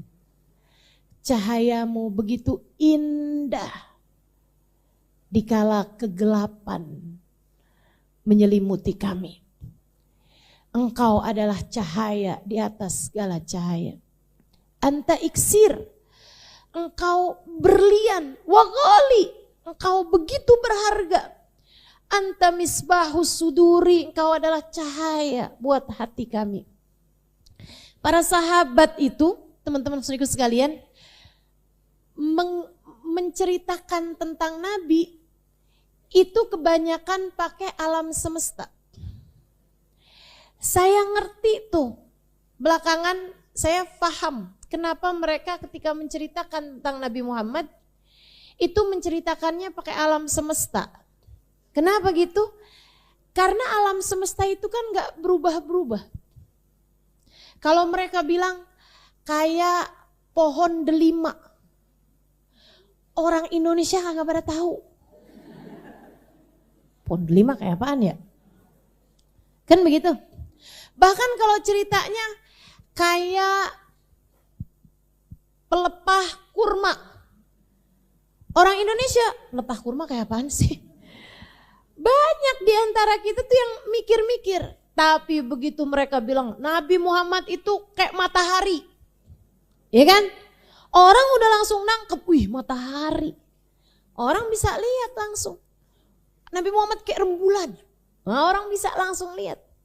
Nabi Muhammad itu dermawan, kayak apa? Kayak angin waktu bertiup. Wah, jadi sekalian lihat angin gak kalau bertiup? Gak pernah ngebedain loh. Gak pernah ngebedain. Angin tuh kalau bertiup, itu gak pernah bedain. Dia jelek gak usah kena dah. Gak pernah. Gak pernah. Ya Allah, angin kalau bertiup yang gede kena, yang kecil kena, yang siapapun kena. Kan begitu ya? Para sahabat tuh bilang, Nabi dermawan banget. Kayak apa? Kayak angin kalau bertiup. Wih, iya ya, gak pernah misah-misahin, gak pernah pilih kasih. Baginda kita Nabi besar Muhammad sallallahu alaihi wasallam. Nih bulan Rabiul Awal, saya pesenin kamu 3 hal.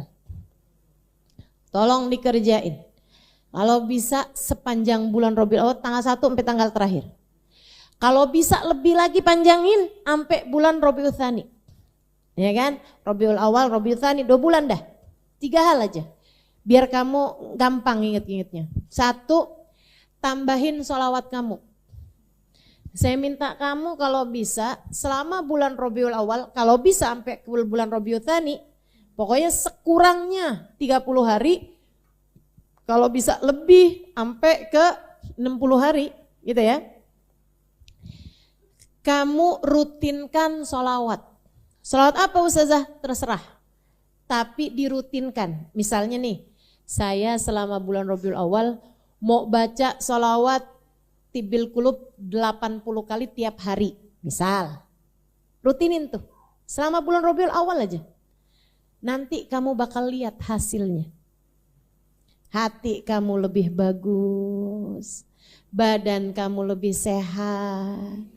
Mata batin kamu lebih terang, mata kamu juga lebih terang. Karena arti sholawat Tibil Qulub kayak begitu. Atau kamu baca, saya selama bulan Rabiul Awal nih, tiap hari mau baca sholawat Fatih. Tahu? Allahumma salli ala Sayyidina Muhammadin al-Fatih lima ughliqa, wal khatimi lima sabaqa, nasiril haq bil haq, wal hadi ila siratikal mustaqim. Wa ala alihi wa sahbihi haqqa qadrihi wa miqdarihil azim. Nah tuh kamu baca. Misalnya setiap hari sama baca sholawat Fatih 100 kali tiap hari. Baca deh. Jangan terlalu sedikit, enggak berasa nambahinnya. Kan begitu? Saya mau baca dah sholawat. Bunyinya gimana? Sallallahu ala Muhammad sallallahu alaihi wasallam. Berapa kali? 10 kali. Lah? Agaknya sampai semenit itu mah. Ya ampun pelit amat. Jangan gitu teman-teman sekalian, yang biar kamu berasa gitu. Jangan tidur sebelum menyelesaikan sholawat saya hari itu, gitu ya. Misalnya gitu, sholawatnya yang pendek-pendek aja deh Ustazah biar gampang gitu. Boleh, sallallahu ala Muhammad sallallahu alaihi wasallam, sallallahu ala Muhammad sallallahu alaihi wasallam. Misalnya gitu, boleh. Tapi jangan